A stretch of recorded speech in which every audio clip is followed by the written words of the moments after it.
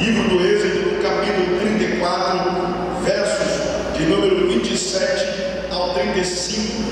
Mantenha a sua Bíblia aberta, nós vamos fazer a leitura desse texto. Hoje nós estamos iniciando oficialmente uma movimentação em nossa igreja. Nós estamos iniciando hoje uma campanha evangelística dentro das nossas células, e o tema da nossa campanha é Até a Última Casa. E nós queremos nesta mobilização visitarmos 1000 casas. É um alvo desafiador, é um alvo de ousadia, de coragem, mas é um alvo alcançável, é um alvo possível no nome de Jesus. Você crê nisso? Amém, queridos? Se cada um de nós assumirmos a nossa posição, se cada membro das nossas células forem desafiados, comissionados, enviados pela parte do Senhor, nós vamos alcançar 1000 casas até o retiro evangelístico, o encontro com Deus.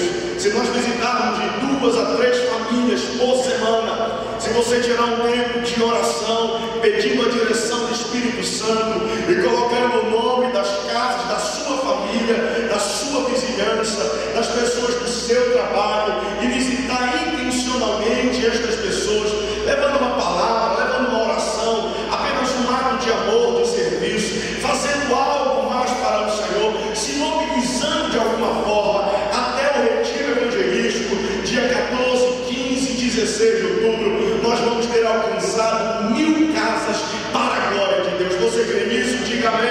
Amém. Então nós estamos sendo comissionados, desafiados pelo Senhor para esta grande mobilização missionária. E neste mesmo sentido, eu gostaria de trazer uma palavra ao coração dos irmãos, uma palavra que o Senhor compartilhou comigo nesses últimos dias, e essa palavra vai encorajar você, vai te entusiasmar, e muito mais do que isso, orando nesta tarde, o Senhor falou que esta palavra, querido, vai te ativar por meio da fé para esta grande comissão que o Senhor tem nos dado em nome de Jesus. Amém, queridos? Livro do Êxodo, no capítulo 34, versículo de número 27, diz assim a mensagem do Senhor. O Senhor também disse a Moisés: escreva todas estas palavras, pois elas representam os termos da aliança que eu faço com você e com Israel.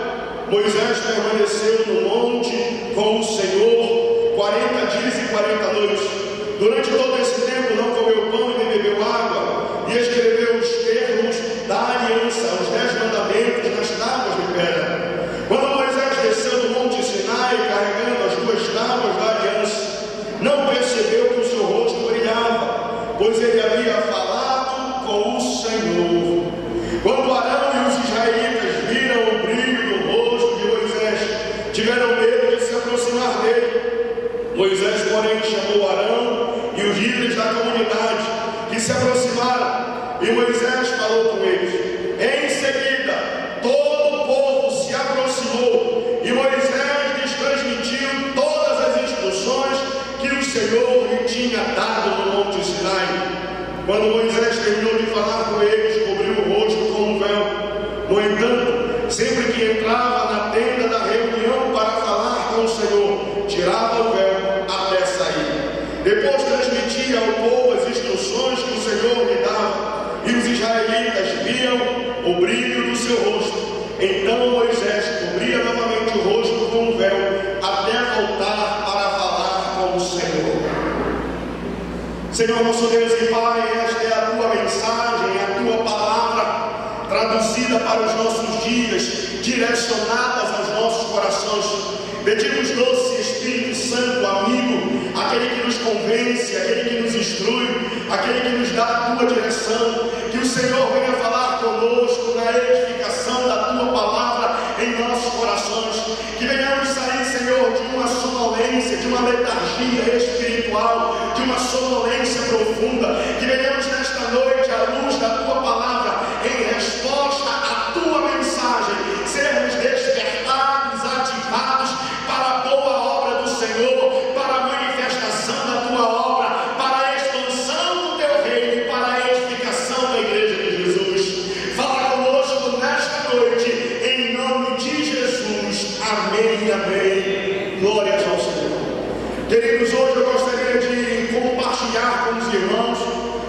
pensar um pouco sobre alguns aspectos da vida e do ministério de Moisés. É interessante que quando nós olhamos para a vida e para o ministério de Moisés, nós vamos ver um grande líder em Israel, um grande líder, um libertador do povo do cativeiro, da escravidão do Egito, o maior legislador que Israel já viu. Nós vamos ver um avivalista em seu tempo, um avivalista em sua geração, um grande profeta, um profeta destemido, corajoso, intrépido, e nós vamos ver isso ao longo da mensagem.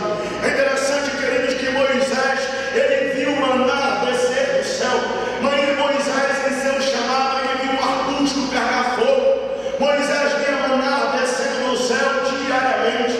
Moisés via coluna de fogo durante a noite para aquecer e proteger uma multidão de 3 milhões de pessoas que atravessavam o deserto por 40 anos. Moisés via, querido, uma nuvem que emplacava a força do sol e dirigia o povo durante a caminhada, a sua peregrinação no deserto. Moisés viu sinais, Moisés viu milagres, Moisés viu maravilhas, mas Moisés não colocou o seu coração nas bênçãos. Moisés não colocou o seu coração nas coisas do Senhor, mas o desejo do coração de Moisés, o desejo ardente que Moisés possuía, era de ver a face do Senhor. Isso aqui é poderoso, meu querido irmão, porque Moisés, embora tenha visto sinais, Moisés, embora tenha visto prodígios, milagres e maravilhas em seu ministério, mas nada disso obteve o coração de Moisés. O coração de Moisés não estava nestas coisas, não estava na bênção, mas o coração de Moisés estava guardado no Deus da bênção, em nome de Jesus. Queridos irmãos, o que Moisés queria era ver a face do Senhor. Moisés recebeu as tábuas da aliança das mãos do próprio Deus, as tábuas escritas pelo dedo de Deus. Moisés, querido, subiu no monte Sinai. Diz a palavra que o monte fumegava, o monte tremia, existia uma nuvem de glória sobre o monte, relâmpago, trovão, e por 40 dias Moisés ficou ali recebendo instrução e orientação da parte do Senhor. E o Senhor preservou a vida de Moisés, permitindo que Moisés vivisse somente de relance pelas costas, em uma fenda, em uma brecha de uma rocha. O Senhor poupou a vida de Moisés, porque ele não resistiria a tamanha glória que há de ser revelada na volta de Cristo Jesus, o nosso Senhor. O Senhor poupou a vida de Moisés. E é interessante, querido, que neste episódio Moisés está descendo pela segunda vez no monte Sinai. A primeira vez que Moisés sobe os primeiros 40 dias, que Moisés está em cima do monte, o Senhor lhe dá as tábuas da aliança. O Senhor lhe entrega as tábuas da lei, escrita pelo próprio dedo de Deus. E o Senhor entrega a Moisés, confia aquelas instruções a Moisés e lhe revela a Moisés: desça imediatamente, porque o teu povo peca. Desça, Moisés, imediatamente, porque o teu povo construiu um ídolo, um Deus de Deus minúsculo para si, para adorá-lo. O seu povo fez um Deus para eles mesmos. E Moisés desceu, e em um dado momento ele se encontra com Josué, que está esperando ele no pé do monte. E Josué fala: eu ouço alaridos diferentes.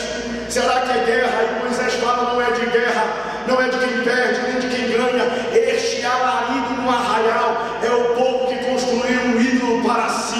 E quando Moisés chega, querido, no vale, quando Moisés chega no pé da montanha, ele encontra o povo na carne, ele encontra um povo apóstata, ele encontra um povo idólatra, ele encontra um povo que havia construído um bezerro de ouro para si, tinha feito um Deus para adorá-lo. E Moisés quebra aquele bezerro de ouro, queima tudo, ele quebra as tábuas da lei. E naquele momento Moisés precisa voltar, depois de discipular o povo, depois de alinhar o coração do povo, depois de agir como um reformador, um avivalista da fé, depois que 3.000 apóstatas morrem no pé da montanha, Moisés precisa subir no cume do monte e receber novamente as instruções e as orientações dadas pelo Senhor.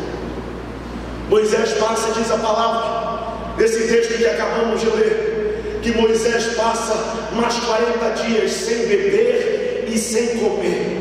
40 dias de uma consagração intensa, 40 dias de uma consagração total, 40 dias de uma consagração absoluta para o Senhor. 40 dias recebendo da manifestação gloriosa do Pai, 40 dias de uma intensa relação, de um intenso relacionamento com Deus.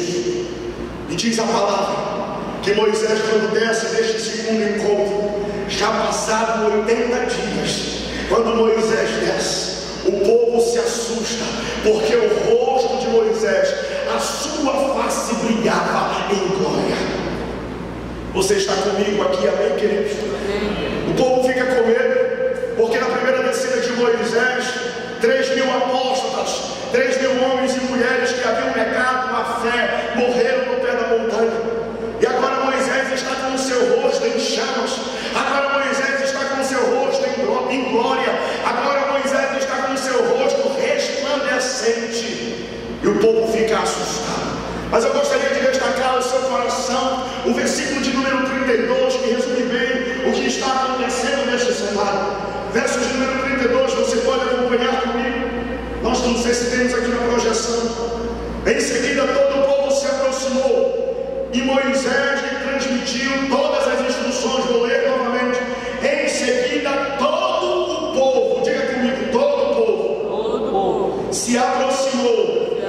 Amém. E Moisés lhes transmitiu todas as instruções que o Senhor lhe tinha dado no Monte Sinai. Ei, querido, o povo se aproxima de Moisés para receber dele as instruções. O povo se aproxima de Moisés para receber dele a glória. O povo se aproxima de Moisés para ouvir dele a palavra. A glória de Deus que estava em Moisés, a glória de Deus que fazia com que o rosto, o semblante de Moisés viesse resplandecer em uma brilhante glória, em uma luz muito intensa, fazia com que o povo fosse atraído pela presença de Deus na vida de Moisés. O que o povo queria, querido, era ver o seu líder. O que o povo queria era ver Moisés queimando diante da face, diante da glória, diante da presença manifesta do Senhor. John Wesley, um avivalista do século XVIII, o prepulsor do avivamento no país de Gales, um homem que influenciou nações, o avivamento da Rua Azusa nos Estados Unidos. John Wesley, quando questionado o que ele fazia para atrair as multidões, nós estamos falando do século XVIII. Quando você lê o livro de John Wesley, o país de Gales, você vai ver que multidões afluíam de várias partes, vários povoados, várias cidades, aldeias, multidões que iam a pé e a cavalo para ouvir a mensagem de John Wesley. E John Wesley, quando questionado como ele fazia para aquelas multidões que andavam quilômetros e quilômetros a fio para ouvir uma palavra, para ver uma presença de glória, aquela multidão que trabalhava nas mineradoras de carvão, um trabalho exaustivo, um trabalho cansativo, maçante, e mesmo assim aqueles trabalhadores afluíram para ouvir a palavra da boca de John Wesley. John Wesley, questionado certa vez por um jornalista, perguntaram para John Wesley, o que você faz para que as multidões venham de diferentes cidades, tarde da noite, horas e horas andando, e você prega para multidões de 3.000, 5.000 pessoas, sem nenhum recurso tecnológico naquela época, não tinha microfone, não tinha rede social, não tinha absolutamente nada. O que você faz, John Wesley? E ele respondeu em uma só frase: eu me coloco em chamas e o povo vem para me ver incendiar. Eu me coloco em chamas e o povo vem me ver incendiar. Eu posso ouvir um amém? Ah, queridos irmãos, o povo estava sendo atraído pelo brilho de glória que havia em Moisés. O povo no público era atraído porque Moisés tinha uma vida de intenso relacionamento com Deus no particular. O povo era atraído no público, aquela multidão de 3 milhões de pessoas para ouvir Moisés, porque Moisés tinha vida com Deus no particular. É a glória de É a glória de Deus que mantém as pessoas na tua célula, meu querido irmão. É a glória de Deus que mantém as pessoas firmadas no caminho do Senhor. É a glória de Deus que atrai e que mantém. É a glória de Deus que atrai e consolida. É a glória de Deus que atrai e transforma membros em discípulos. É a glória de Deus que alcança, que ganha e fecha as portas do fundo, em nome de Jesus. Tenho dito isso repetidas vezes. A glória de Deus, querido, é o que é o essencial no meio de nós como igreja, como cristãos. Todo o resto é paralelo. O que alcança pessoas para Jesus não é o seu intelectualismo, não é a sua cultura de mundo, não é, querido, o seu diploma, não é o seu recurso, não é a estrutura financeira que você tem para bancar. O que atrai as pessoas para Deus, o que atrai a tua casa, a tua família, os teus filhos, o teu marido, a tua esposa para o Senhor, é a presença de Deus na tua vida, no nome de Jesus. Não é as tuas boas ideias, não é a nossa engenhosidade, não é a nossa boa criatividade. Tudo isso é importante, deve estar convergido, deve estar consagrado ao serviço do Senhor, mas tudo isso ainda assim é secundário. A glória de Deus é essencial. É ela que atrai, querido, é ela que consolida, é ela que fecha as portas do fundo no nome de Jesus. O povo vinha atraído por uma glória que havia na vida de Moisés. Eu disse hoje pela manhã, teve um domingo desses, há um tempo atrás, nós havíamos terminado o culto pela manhã, e aquela experiência me fez ver diferente algumas coisas que eu acreditava. E nós estávamos como igreja em um período de consagração. Nós estávamos como igreja tirando um longo período de busca, de oração, de consagração, um tempo totalmente dedicado às coisas do Senhor, a ouvir o Senhor. E nós estávamos terminando o culto pela manhã, às 11h30, daqui para ali, eu acho que eu cheguei meio-dia e meia, chorando com gente, se alegrando com gente, celebrando vida com aqueles que tinham vida, e chorando por morte com aqueles que haviam perdido algum parente. Daqui para ali, tanto atendimento, tantas coisas aconteceram. Quando eu cheguei lá embaixo, tinha um caso de possessão maligna. Eu saí daqui da igreja, estava já no embalo para passar em Antônio Verdosa, comprar um frango assado e ir para casa almoçar. Saí da igreja nesse domingo por volta de 1h30, 2h da tarde. O povo em casa preocupado, cadê tu? E nós estávamos aqui em um grupo de irmãos. E aquele episódio me fez ver diferente, querido.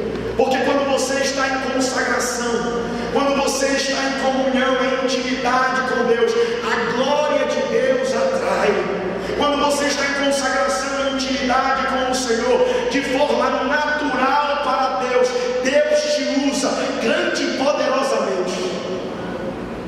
Antes eu pensava que nós precisávamos receber a glória e continuo pensando. Só que hoje meu pensamento vai muito mais além. Antes eu pensava que o propósito de receber a glória era simplesmente de fazer a vontade do Pai, e esse continua sendo o propósito maior. Mas entenda, querido, que quando você recebe unção, quando você recebe glória de Deus, naturalmente para Deus, mas de forma sobrenatural para nós, o Senhor nos usa.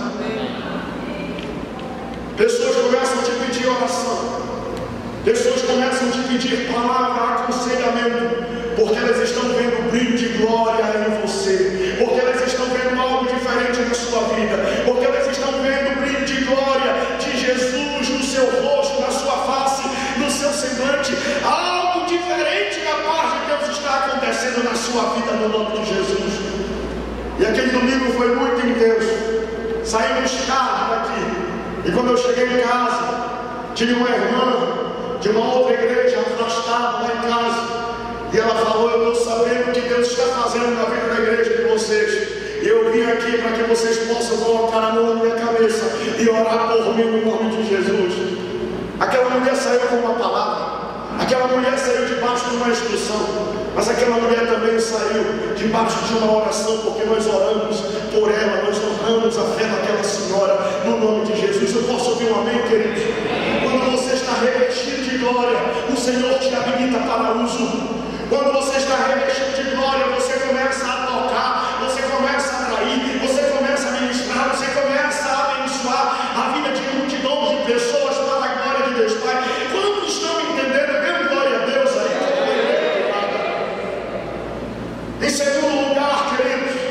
precisamos caminhar.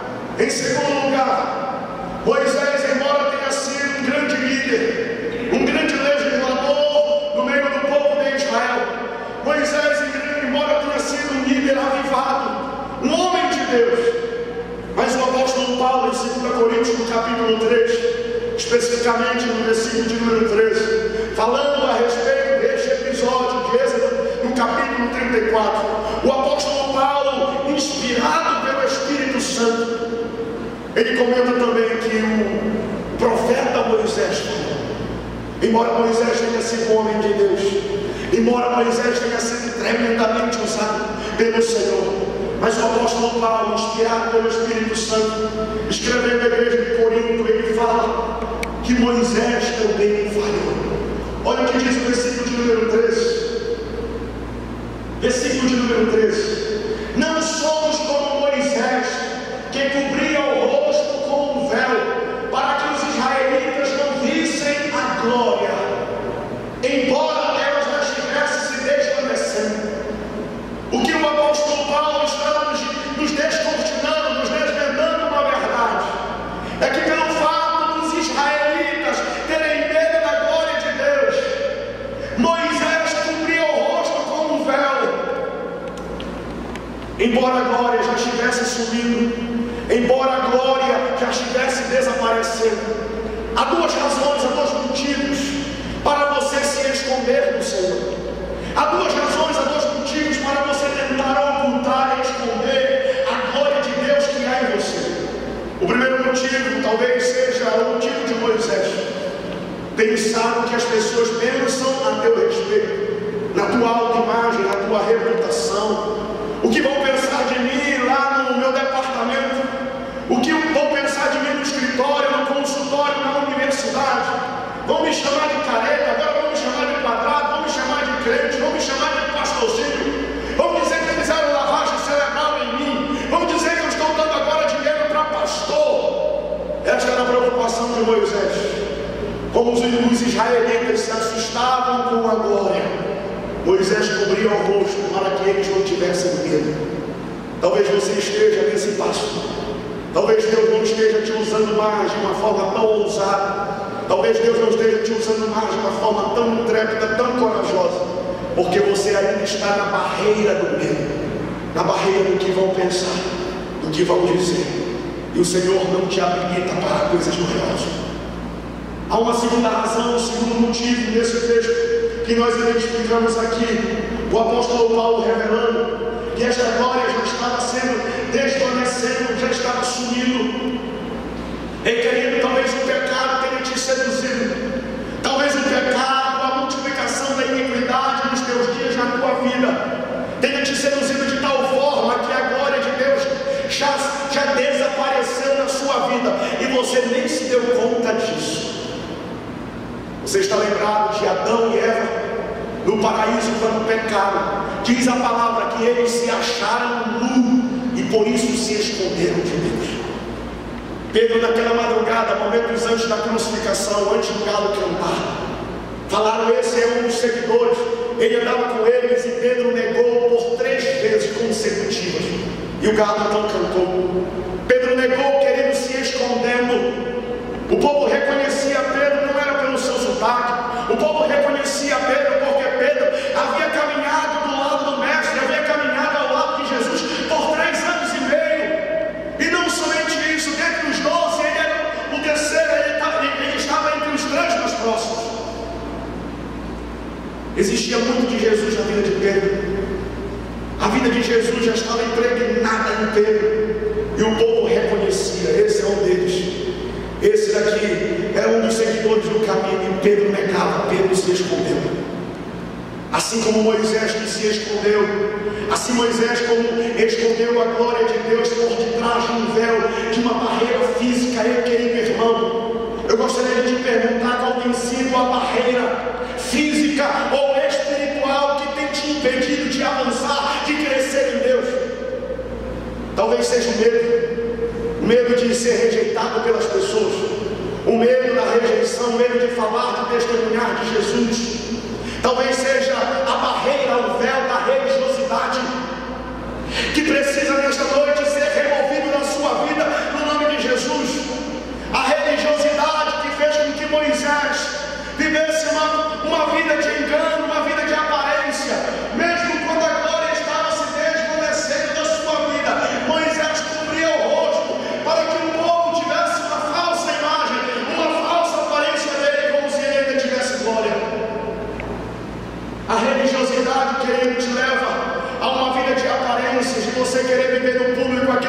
não vive no particular. A religiosidade te leva para uma vida de engano, onde você consegue até algum tipo de sucesso, de enganar a todos, enganar as pessoas, mas você não engana o Senhor, o nosso Deus. A religiosidade, queridos, te leva a uma espiritualidade falsa, a uma espiritualidade que não é verdadeira, uma espiritualidade que você verdadeiramente não vive.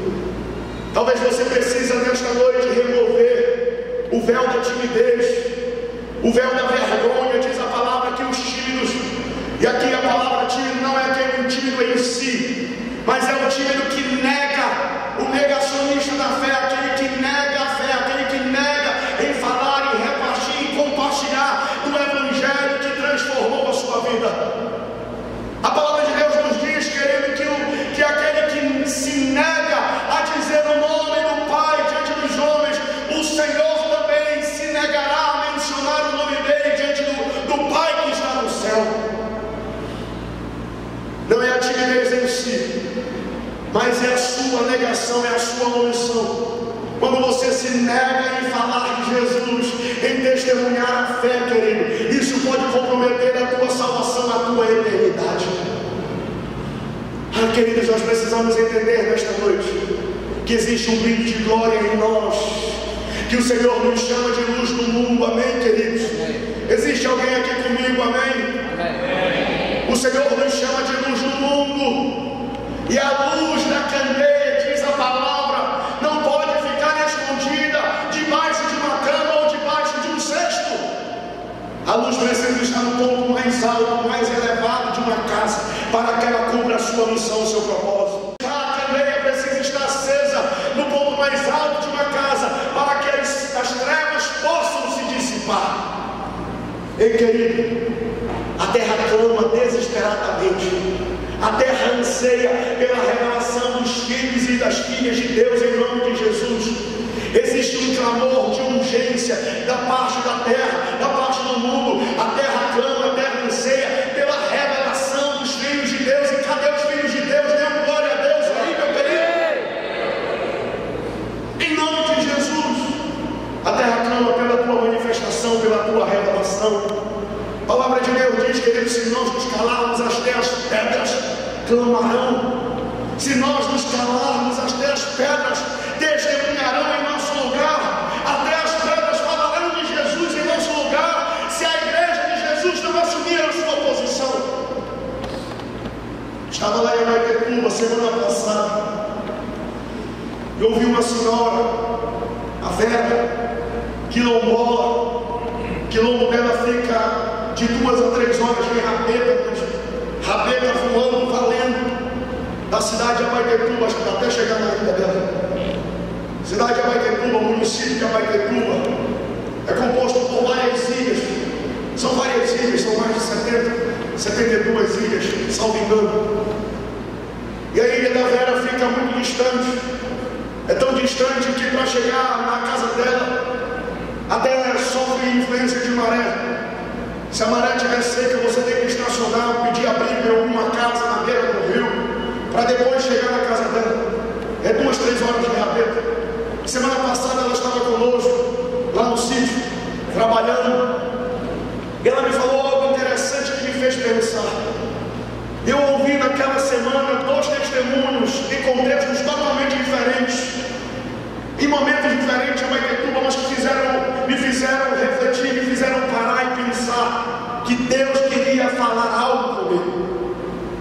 E ela falou: pastor, estava na cozinha, pastor, o senhor sabia que teve um dia, lá no Quilombo, existia uma igreja fazendo visita de casa em casa, com rabeta, com canoa, com casquinho, montaria, e eles iam visitando as casas. Como é o nome disso mesmo, pastor?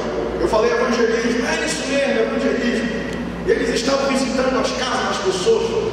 Mas tinha um senhor na nossa comunidade que eles tinham muito medo, porque ele tinha fama de bravo, ele bebia muito, bebia cachaça, chegava batendo nos filhos, na mulher. E uns crentes que entraram lá, ele espantou os crentes com um pedaço de pau. E aquele povo foi lá em casa e falou: Vera, é a única casa que a gente não consegue entrar. Vera, tu nos acompanha, tu vai lá com a gente, tu é líder da comunidade. E ela muito religiosa, ainda não convertida. Ela falou, eu vou lá com vocês. Se aprontou, saiu, foi lá. Chegou lá, bateu na porta, o homem abriu, estava na sala da casa. E ela falou, deixa eu falar contigo. E ela falou, pastor, eu falei do meu jeito, eu falei como eu sabia, sem conhecer Jesus ainda. Eu falei como eu sabia, eu falei do meu jeito. Pois o Senhor sabe, pastor, que aquele homem que antes fazia todas essas atrocidades, aquele homem se converteu, aceitou a Jesus e hoje é pastor de uma Assembleia de Deus lá no nosso vilarejo. Aleluia. E hoje é ele que me evangeliza. Hoje é ele que fala, pera. Hoje é ele que me fala de Jesus. Aí eu estou andando na igreja, uma líder de célula da igreja da cidade fala para mim, pastor, nós vivemos uma experiência diferente, uma grande célula na cidade. Eu falei, qual foi, minha irmã? Nós estávamos fazendo uma microcélula na casa da minha mãe, semana após semana. E o senhor acredita, e o marido dela estava do lado, minha sogra não se converteu, mas a gente não desistiu dela. A gente está visitando toda semana, a gente vai lá dar uma palavra.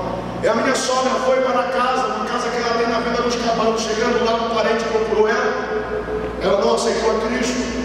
Procurou ela e falou dos problemas, das situações da vida, e começou a abrir o coração, começou a chorar. Aquela senhora que ainda não tinha aceitado a Cristo, sem saber o que fazer, o que ela fez, ligou para a filha, que era líder de célula. Ô minha filha, o teu tio está assim, o que é que eu faço com ele? E a irmã falou, mãe, fale tudo que a senhora ouviu na célula durante essas semanas lá na sua casa. E faça um convite para que ele aceite a Jesus. E ela falou, tá bom, filho. E ligou o telefone. Ela falou, olha, vou chamar ele de Manuel, não é o nome dele. Manuel, eu já ouvi todos os teus problemas, irmão. Teu problema é muito grande, só Jesus para ti. Tu quer entregar tua vida a Jesus? E ele com lágrimas nos olhos, eu quero entregar a minha vida a Jesus hoje. E ele ainda completou, foi tanto crente lá em casa, falou tanta coisa para mim, mas ninguém me fez o convite para aceitar Jesus. E ela ligou novamente para a filha e falou, irmã, o teu tio quer aceitar Jesus. Ela falou, passa o telefone para ele que eu vou fazer uma oração com ele agora, ele entregando a sua vida para Jesus. Aleluia. A irmã orou, o tio dela aceitou a Jesus. Ela perguntou, mãe, o que a senhora sentiu? Minha filha, eu não sei, mas eu estou toda arrepiada, meu coração está batendo acelerado aqui, meu coração está batendo muito forte.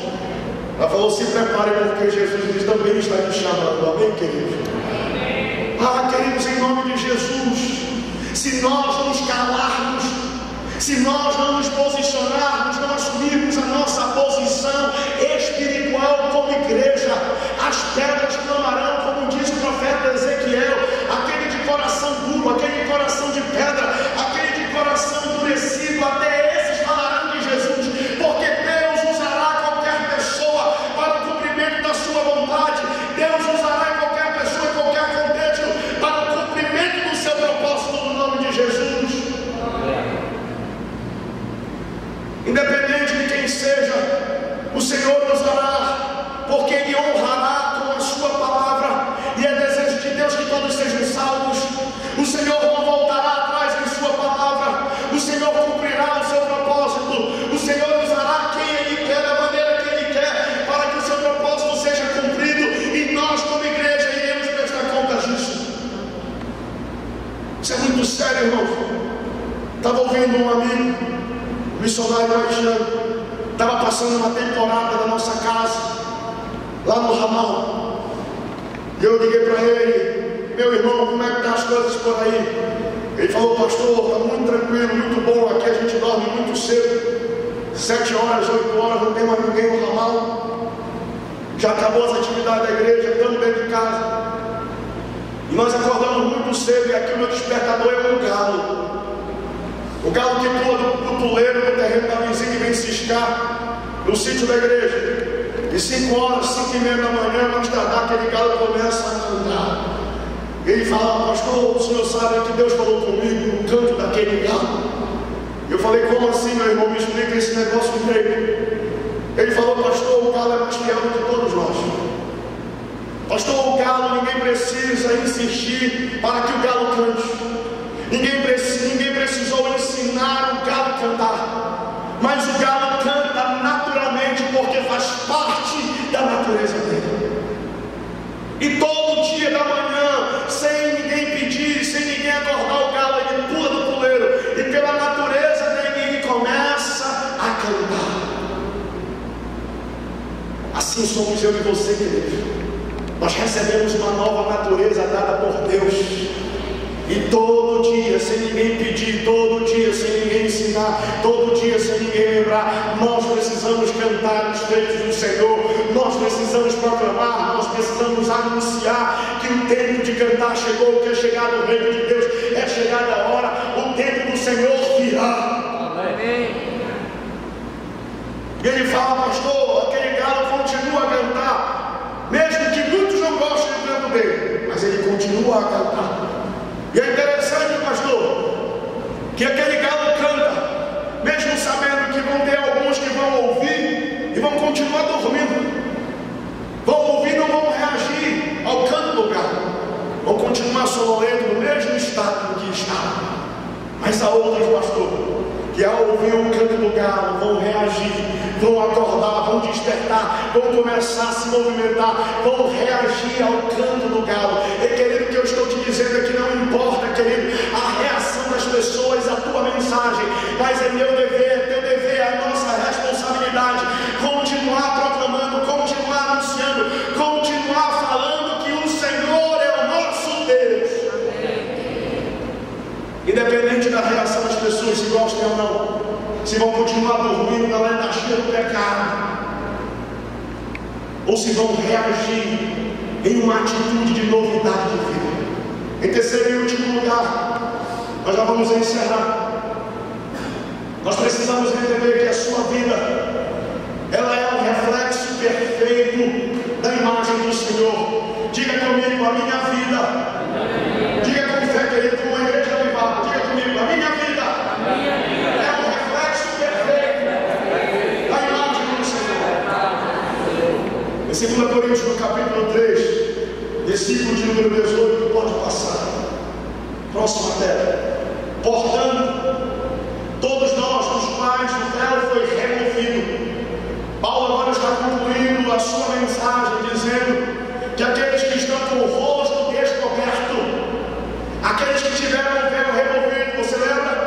Quando nós removemos o véu aqui, o véu do medo, o véu da religiosidade, o véu da carnalidade, todos aqueles que tiveram o véu removido, que estão com o rosto descoberto, ou seja, aqueles que nasceram verdadeiramente de novo, esses podem ver o Senhor. E porque podemos ver o Senhor, nós podemos refletir o seu esplendor e a sua glória. Porque nós podemos ver o Senhor, nós podemos refletir o seu rosto sobre nós. Aí o apóstolo Paulo continua. Nós podemos ver e refletir porque nascemos de novo, porque o véu foi removido, porque o nosso rosto foi desvendado. Podemos ver e refletir. E o Senhor, que é Espírito, nos transforma de glória em glória, gradativamente, a sua imagem gloriosa, deixando-nos cada vez mais parecidos com Ele. E querido, a transformação que Deus tem para mim e para ti, ela é gradativa, ela é progressiva, crescente. Aquilo que você fazia, você já não faz mais. A transformação que Deus tem para ti, ela é gradativa. Dia após dia o Senhor te revela áreas de dificuldade, áreas que você precisa remover, obstáculos, estruturas de resistências que você precisa deixar para trás. A transformação que Deus tem para ti é gradativa, em outras traduções é de glória em glória. Ela precisa ser também progressiva, crescente. O que eu fazia, eu não faço mais. Quem mentia não minta mais, quem roubava não roube mais, quem adulterava não adultere mais. Amém, queridos? E a transformação gradativa, progressiva, ela precisa ser permanente até a volta de Jesus, até o soar da trombeta, até o Senhor mencionar o teu nome, dizendo: servo bom e fiel, entra no gozo do teu Senhor. Foste fiel no pouco, sobre muito te colocarei. Tome posse desta palavra em nome de Jesus, querido. A transformação que Deus tem para fazer na tua vida não é de pecado em pecado, de queda em queda, de inconstância em inconstância, de ciclo em ciclo. Eu tenho vontade hoje, amanhã não tenho vontade. Não! A transformação que Deus tem para ti é de glória em glória, é de fé em fé. É uma transformação vitoriosa, triunfante, permanente e eterna. Se aproprie disso em nome de Jesus. Saia hoje mesmo deste cativeiro espiritual que você se encontra. Saia hoje mesmo desse esconderijo. Não tente se esconder do Senhor. Saia hoje mesmo desse lugar de engano, meu querido, porque é desejo de Deus te usar grande e poderosamente. O texto de Atos, e aqui eu finalizo a minha palavra, no capítulo 19, versos 18 ao 20. A cidade de Éfeso era uma cidade com uma estrutura religiosa muito semelhante à nossa cidade. Uma cidade idólatra, uma cidade onde imperava a magia, o ocultismo, bruxaria. E os crentes de Éfeso começaram a se multiplicar, começaram a crescer e a avançar, mesmo diante de um contexto de resistência religiosa, mesmo em um contexto de guerra espiritual tremenda. A igreja continuava a avançar, a igreja continuava a crescer, a igreja continuava a prosseguir. Ah, meu querido irmão, nesta noite, seja incendiado por esta palavra, seja pego por esta mensagem em nome de Jesus. A igreja de Éfeso crescia porque ela se permitia ser transformada por Deus. A igreja de Éfeso crescia não é porque pregava de forma litúrgica, mas a igreja de Éfeso crescia porque ela não se limitava ao culto no espaço litúrgico do templo. Ela levava o culto para dentro dos lares, ela levava o culto para dentro das casas, ela levava o culto do templo para as ruas, para as praças. Ela confessava pecado, ela abandonava vícios, ela abandonava a bruxaria, como está escrito no texto. Quem praticava artes mágicas ajudava os seus rios e queimavam a presença de todos. Em praça pública, uma grande queima de arquivo de pecado. Em praça pública à vista de todos, o povo abandonava o pecado. A igreja de Éfeso crescia porque a sua principal mensagem era o seu testemunho de vida, porque ela vivia o Evangelho. Ela não só ouvia, ela não só teorizava o Evangelho, mas praticava o Evangelho no poder do Espírito Santo. Ela se permitia ser transformada, querido. Em todos os avivamentos da história da igreja, o avivamento sempre começa neste ambiente de confissão, de transformação, de arrependimento de vida.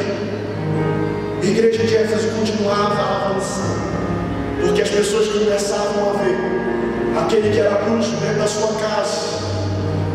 Ele se converteu, abandonou a bruxaria, abandonou a magia. Aquele que tinha pecado, confessou à vista de todos, e parece que a fraqueza dele que era tão grande, algo que nós não conseguimos explicar, um pouco natural dizendo, parece que a fraqueza dele que ele falou a todos, parece que é algo que nós não conseguimos explicar, algo fortalece a vida dele, que lhe faz um homem forte.